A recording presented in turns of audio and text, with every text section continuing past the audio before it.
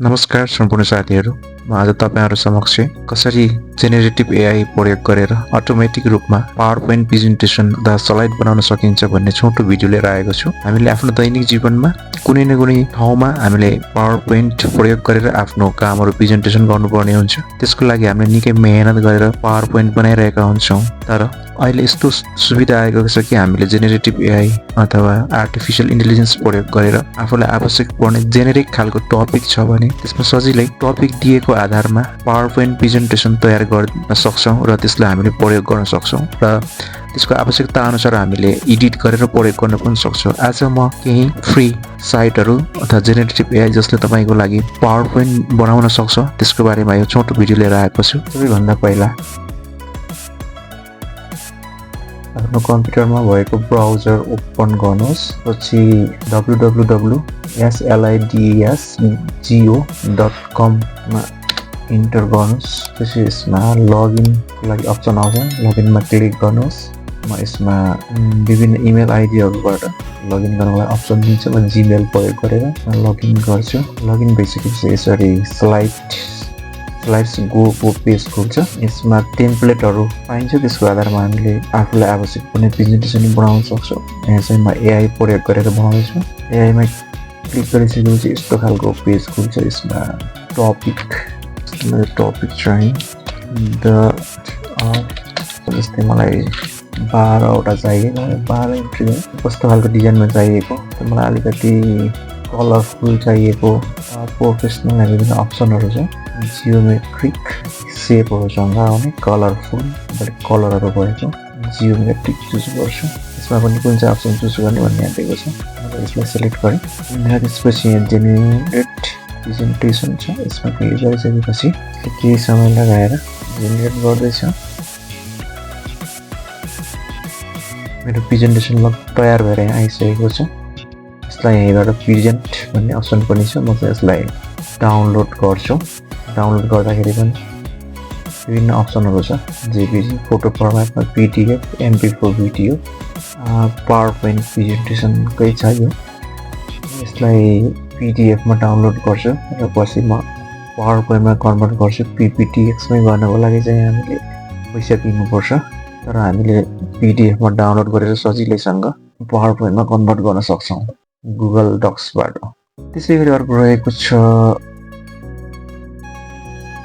gamma.app, www.gamma.app श्राइनमा click गर्नुभयो भने यस्तो खालको पेज खुल्छ। अनि त्यसपछि यहाँ मैले यसमा लगइन गर्नको लागि अप्सन छ। म यसमा कन्टिन्यु विथ गुगल गरेर यसमा क्लिक गरेर मैले आफ्नो गुगल अकाउन्ट युज गरेर यसभित्र लगइन गर्छु। लगइन गरिसकेपछि यो खालको यसको पेज खुल्छ गामाको।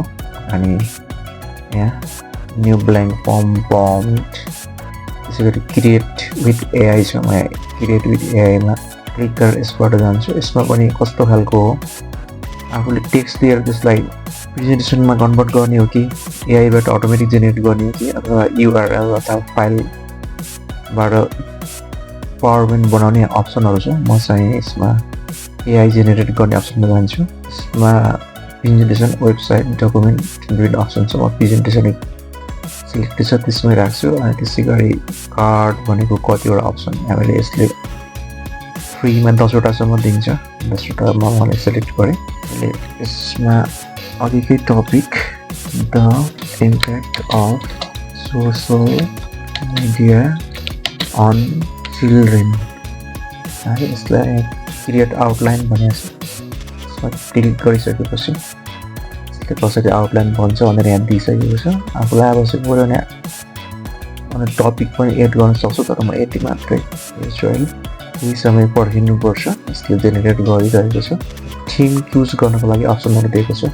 सबभन्दा पहिला म प्रोफेसनलमा जान्छु। यसभित्र गएर एउटा कुनै थीम चुज गर्छु। जेनेरेटमा क्लिक गरिसकेपछि यसले बिस्तारै मेरो पावरपोइन्ट चाहिँ जेनेरेट गरिरहेको छ।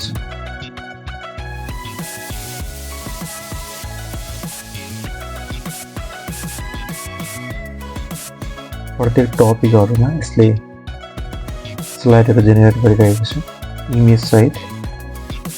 र र मैले आफ्नो आवश्यकता अनुसार यसलाई एडिट पनि गर्न सक्छु। यसरी मेरो स्लाइड चाहिँ रेडी भएको छ।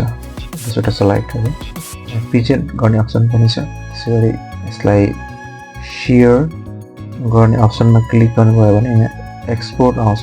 त्यसबाट यसलाई डाउनलोड पावर पोइन्टमा पनि डाउनलोड गर्न सकिन्छ, पिडिएफमा पनि डाउनलोड गर्न सकिन्छ। म चाहिँ यसलाई पावर पोइन्टमा डाउनलोड गर्छु। मेरो डाउनलोड भइरहेको छ। पिपिटी पनि यहाँ डाउनलोड भएर मेरो डाउनलोडतिर गइसक्यो। त्यसै गरी तेस्रो अप्सन छ क्यानभा। www.canva.com मा गइसकेपछि यो खालको पेज खुल्छ। पेजमा गइसकेपछि यहाँ विभिन्न अप्सनहरू छन्। यी अप्सनहरूमध्येमा प्रेजेन्टेसन भन्ने अप्सनमा जान्छु। यहाँनिर छ। यसमा क्लिक गरिसकेपछि प्रेजेन्टेसनको अप्सनहरू आउँछ। यहाँ तल देख्नुहुन्छ अप्सनहरू। त्यसपछि मलाई यो खालको चाहिँ फर्मेटमा चाहियो। यहाँ मोबाइलको लागि पनि छ। यहाँ अन्य विभिन्न साइजहरूको प्रेजेन्टेसनहरू देखिन्छ। म यहाँ क्लिक गर्छु। त्यसपछि यसरी पेज खुल्छ र त्यसको आधारमा यहाँ चाहिँ सर्च अप्सनमा जान्छु। मलाई जस्तै मैले यसमा आफूलाई चाहिने टपिक सर्च गर्छु। जस्तै मलाई सिम्पल प्रेजेन्ट टेन्सको चाहिएको। यहाँ धेरै टेम्प्लेटहरू छ। यसमा चाहिँ कुनै चुज गरेर जस्तै म यो 14वटा स्लाइड भएको टेम्प्लेट चुज गरेँ। यसमा अप्लाई अल पेजेस भन्ने छ। म यहाँ क्लिक गर्छु। यसमा सिम्पल प्रेजेन्ट टेन्सको 14वटा स्लाइडहरू यहाँ आइसकेको छ। मैले आफ्नो आवश्यकता अनुसार यसलाई एडिट गरेर पनि प्रयोग गर्न सक्छु। र यसलाई मैले डाउनलोड गर्नको लागि यहाँ सेयर भन्ने बटन छ। यसमा क्लिक गरेँ। त्यसपछि यहाँ डाउनलोड छ। डाउनलोड गर्दाखेरि कुन चाहिँ अप्सनमा गर्ने, पिडिएफ प्रिन्ट, पिपिटिएक्स भनेको पावर पोइन्ट हो। यसलाई भिडियो बनाएर पनि MP4 भिडियोमा पनि डाउनलोड गर्न मिल्छ। म चाहिँ पिपिटिएक्स पावर पोइन्टमै डाउनलोड गर्छु। डाउनलोड अप्सन आएको छ। बिस्तारै डाउनलोड भइरहेको छ मेरो स्लाइड। यसरी मेरो स्लाइड डाउनलोड भइसकेको छ। म डाउनलोड अप्सनमा गएर हेर्छु।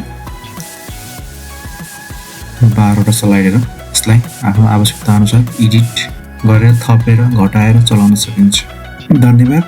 यसरी तपाईँले आफ्नो आवश्यकता अनुसार जेनेरिक खालको टपिकमा तपाईँले आफूले स्पेसिफिकली रिसर्च गरेको टपिकहरूमा चाहिँ यसले धेरै राम्रो स्लाइडहरू नदिन पनि सक्छ। तर जेनेरिक खालको टपिकमा तपाईँले स्लाइडहरू अटोमेटिक एआईको प्रयोग गरेर क्रिएट गर्न सक्नुहुन्छ, प्रयोग गर्न सक्नुहुन्छ। हस्त धन्यवाद।